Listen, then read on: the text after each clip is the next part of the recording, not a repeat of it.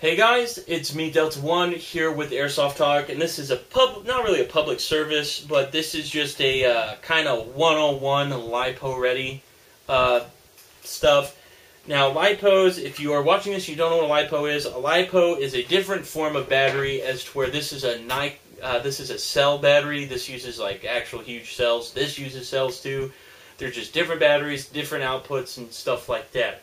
This is an 11-1.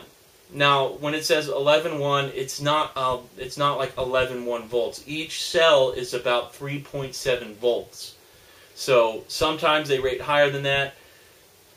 They don't, but it's just 11-1. They get complicated. And this is just a 9.6. So, and this is a 7.4.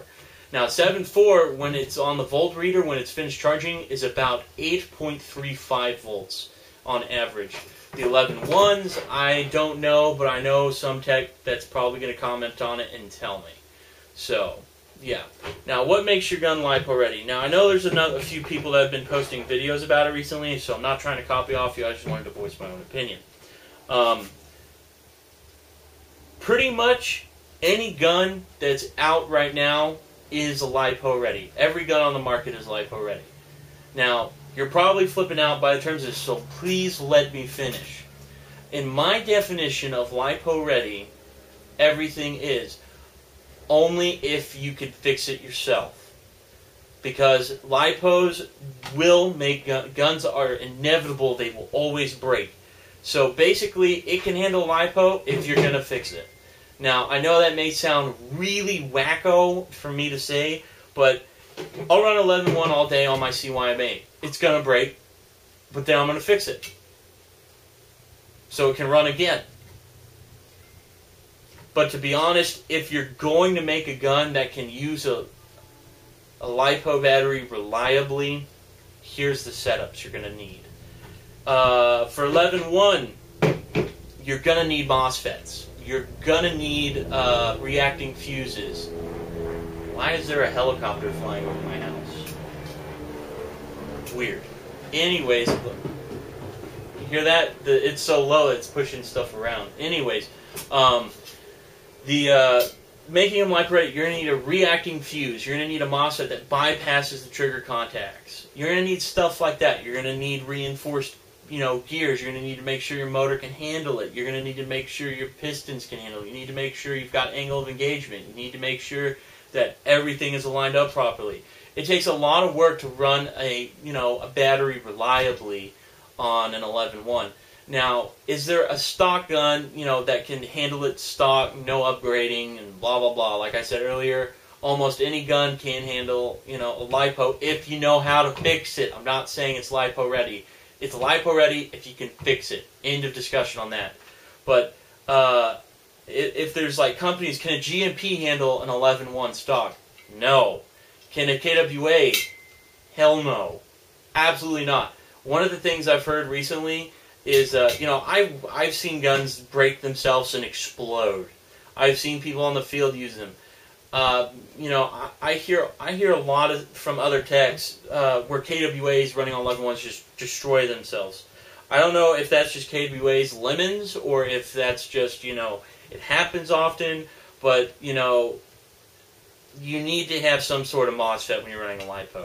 So to be honest, is there a stock gun on the market if you don't know how to fix a gun that can handle a lipo without breaking? I disagree. Now, I'm sure there's going to be people leaving comments saying, oh, I've ran 11-1 on my TM, with an M190 spring in it for 10 years and it still works fine. Because I'm a troll and I know more than anybody.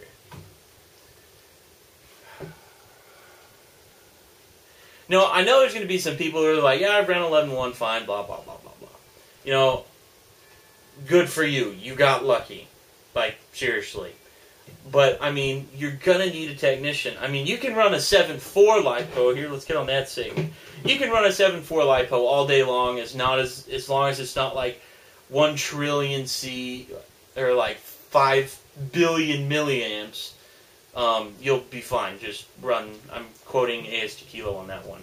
He said that. I found that kind of funny. You'll be fine. Just run 20C. You'll be fine.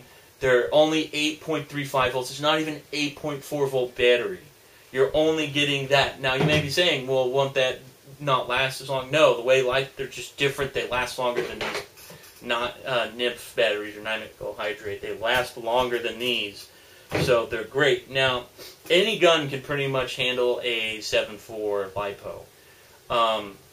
Now, you've seen me break guns where I've put 14.8 bolt lipos on like a well micro Uzi. They run for like 10 minutes. The motor burns out is what happens. And the gears are fine. So most of the stuff that's on the market, like gears and stuff, they can handle some insane voltage. But only when installed and done properly.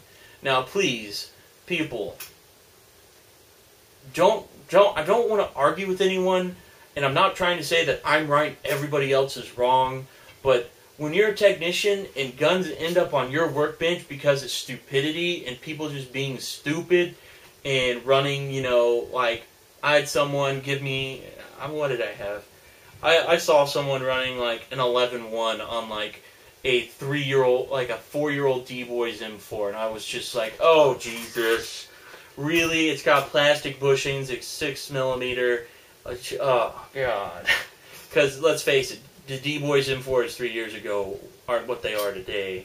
And even then, D-Boys M4s aren't that fantastic, unless it's a PDW. Their PDW is awesome. But anyways, if there's other technicians that would agree with me or would like to add a statement on mine, saying, here you missed a few small valid points, go ahead, throw those down in the comments. And, this is kind of one of those things that just answers. I mean, I can put a 14.8 volt and run it on a gun when installed properly. It has to be done properly. But at that point, you have to start worrying about your motor frying out. So, I mean, it's really hard to keep a motor from dying when you get on the 14.8s. So, unless you got a brushless motor, which is a project I'm working on, where I'm going to have a brushless RC car motor, which is meant to be ran on like 22 volts and run cold. So, it's a little project you'll see probably here in the next 8 months. That'll be done. I'll be happy about that. But anyways, just a little public service announcement just thrown out there. Just kind of had to say it because it was just kind of back of my mind. So I hope this has been helpful and informative for you. If it has, let me know. I appreciate it. And guys, thanks for watching. And remember, it's only lipo ready if you know how to fix it, or if you want to pay someone to fix it, which kind of sucks. So, but it's only lipo ready if you know how to fix it, is my philosophy. Coming from me as a technician who runs 11.1s and 14.8s. So, guys, I'll catch you in the next video, and thanks for watching.